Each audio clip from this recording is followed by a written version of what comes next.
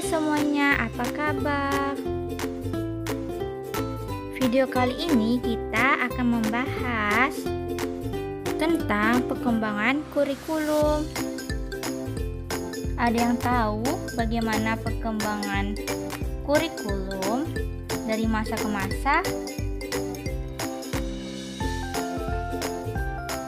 Ada 11 perkembangan kurikulum dari masa ke masa, yaitu mulai dari tahun 1947, 1952, 1964, 1968, 1975, 1984, 1994, 2004, 2006, 2013, dan Merdeka Belajar.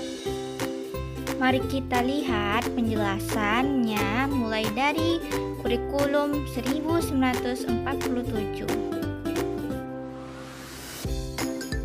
Kurikulum 1947 dikenal dengan Rencana Pelajaran 1947. Kurikulum yang pertama kali diberlakukan di sekolah Indonesia pada awal kemerdekaan ialah kurikulum 1947 yang dimaksudkan untuk melayani kepentingan bangsa Indonesia.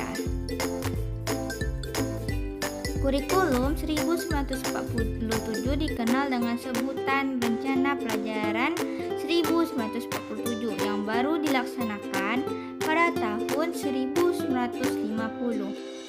Penerbitan Undang-Undang Nomor 4 Tahun 1950 merumuskan pula tujuan kurikulum menurut jenjang pendidikan. Sekolah mengharuskan penyempurnaan kurikulum 1947 agar lebih disesuaikan dengan kebutuhan dan kepentingan bangsa Indonesia. Bentuk dari kurikulum ini memuat dua hal pokok. Yang pertama ada daftar mata pelajaran dan jam pengajaran. Yang kedua ada garis-garis besar pengajaran. Pada saat kurikulum ini, kurikulum pendidikan di Indonesia masih dipengaruhi sistem pendidikan kolonial Belanda dan Jepang, sehingga hanya meneruskan yang pernah digunakan sebelumnya. Rencana Pelajaran 1947 boleh dikatakan sebagai pengganti sistem pendidikan kolonial Belanda. Yang diutamakan kurikulum ini adalah pendidikan watak, kesadaran bernegara dan bermasyarakat. Materi pelajaran dihubungkan dengan kejadian sehari-hari, perhatian terhadap kesenian, dan pendidikan jasmani. Garis-garis besar pengajaran pada saat itu menekankan pada cara guru mengajar dan cara murid mempelajari. Misalnya, pelajaran bahasa mengajarkan bagaimana cara bercakap-cakap, membaca, dan menulis. Berikut ini ciri-ciri kurikulum 1947. Yang pertama, ada sifat kurikulum separate subjek kurikulum dari tahun 1946 sampai dengan 1947. Yang kedua ada menggunakan bahasa Indonesia sebagai bahasa pengantar di sekolah-sekolah. Yang ketiga ada jumlah mata pelajaran.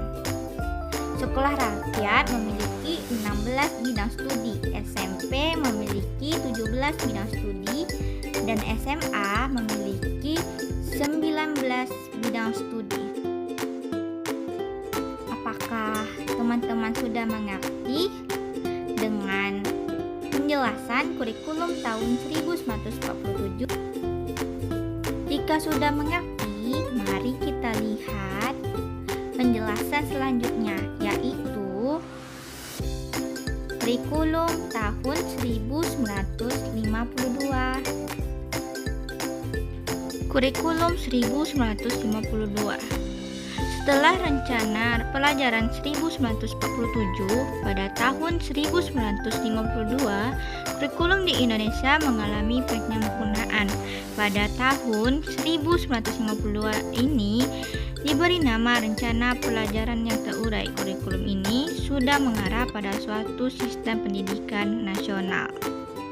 Yang paling menonjol dan sekaligus ciri dari kurikulum 1952 ini bahwa setiap rencana pelajaran harus memperhatikan isi pelajaran yang dihubungkan dengan kehidupan sehari-hari. Di penghujung era Presiden Soekarno, muncul Rencana Pendidikan 1964 atau Kurikulum 1964. Kurikulum 1952 ini merupakan kurikulum pertama yang memiliki dasar hukum operasional. Isi kurikulum 1952 merupakan penjabaran arah dan tujuan pendidikan sekolah menengah dan tujuan kurikulum. Sebagaimana dikemukakan di samping bahwa tujuan pendidikan sekolah menengah dan tujuan kurikulum diarahkan pada penyiapan pelajar ke pendidikan tinggi serta mendidik tenaga-tenaga ahli dalam berbagai lapangan khusus sesuai dengan bakat masing-masing dan kebutuhan masyarakat.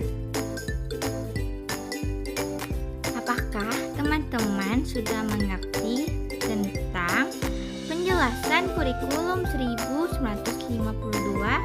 Jika sudah, mari kita lihat penjelasan berikutnya, yaitu kurikulum 1964. Kurikulum 1964 usai tahun 1952 menjelang tahun 1964, pemerintah kembali menyempurnakan sistem kurikulum di Indonesia. Kali ini diberi nama Rencana Pendidikan 1964. Pokok-pokok pikiran kurikulum 1964 yang menjadi ciri dari kurikulum ini adalah bahwa pemerintah mempunyai keinginan agar rakyat mendapat pengetahuan akademik untuk pembekalan pada jenjang SD, sehingga pembelajaran dipusatkan pada program Pancawardhana, yaitu pengembangan moral, kecerdasan, emosional, arsitektur, kepikiran, dan jasmani. Ada yang menyebutkan Pancawardhana fokus pada pengembangan daya, cipta, rasa, karsa, karya, dan moral. Serta pelajaran diklasifikasikan dalam 5 kelompok bidang ini, yaitu moral, kecerdasan, emosional atau artistik, kepribadian atau keterampilan, dan jasmania.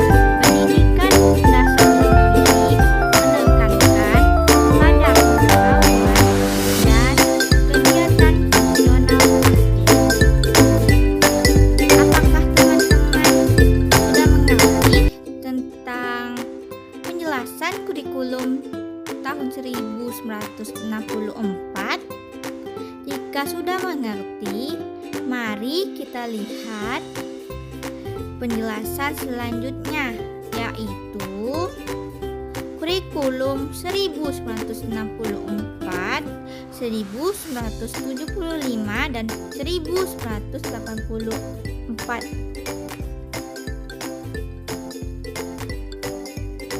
Kurikulum 1968. Kurikulum 1968 ini merupakan pembaharuan dari kurikulum 1964, yaitu dilakukannya perubahan struktur kurikulum pendidikan dari Pancawardhana menjadi pembinaan jiwa Pancasila, pengetahuan dasar, dan kecakapan khusus. Kurikulum 1968 ini merupakan pewujudan dari perubahan orientasi pada pelaksanaan Undang-Undang Dasar 1945 secara murni dan konsekuensi. Kurikulum 1975. Kurikulum 1975 ini menekankan pada tujuan agar pendidikan lebih efisien dan efektif. Yang melatar belakangi adalah pengaruh konsep di bidang manajemen, yaitu MBO, Manajemen by sesuai objektif yang dikenal saat itu. Metode, materi, dan tujuan pengajaran dirinci dalam prosedur pengembangan sistem instruksional PPSI. Zaman ini dikenal dengan istilah satuan pelajaran, yaitu rencana pelajaran setiap satuan bahasan. Setiap satuan pelajaran ini dirinci lagi.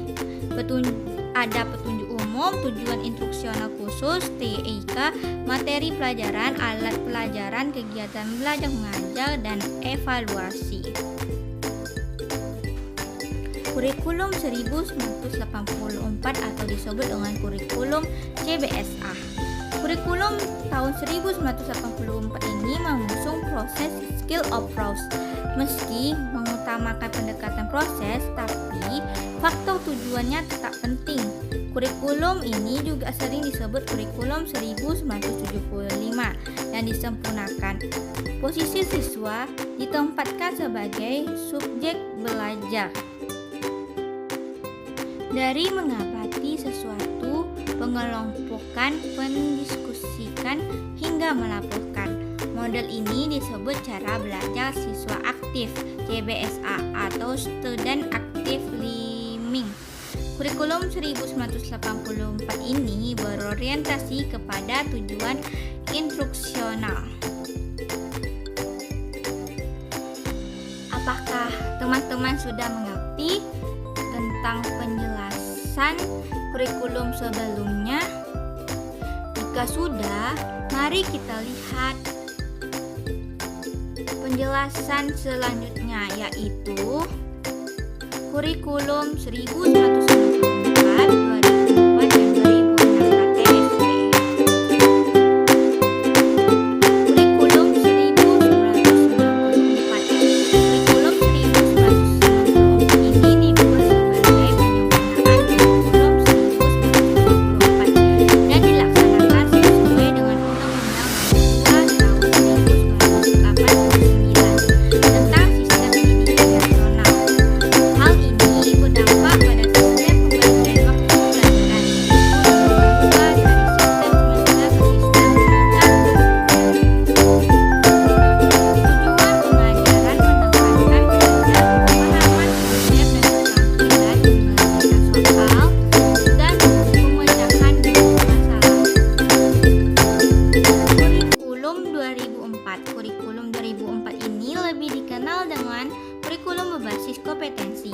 Pendidikan berbasis kompetensi menitik beratkan pada pengembangan kemampuan untuk melakukan tugas-tugas tertentu sesuai dengan standar performance yang telah ditetapkan.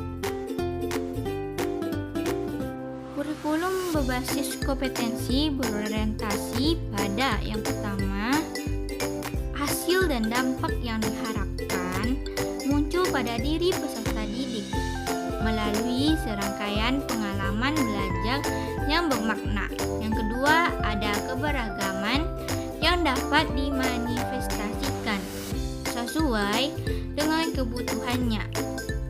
Tujuan yang ingin dicapai menekankan pada ketercapaian kompetensi siswa baik secara individual maupun klasikal. Kurikulum 2006 atau KTSP.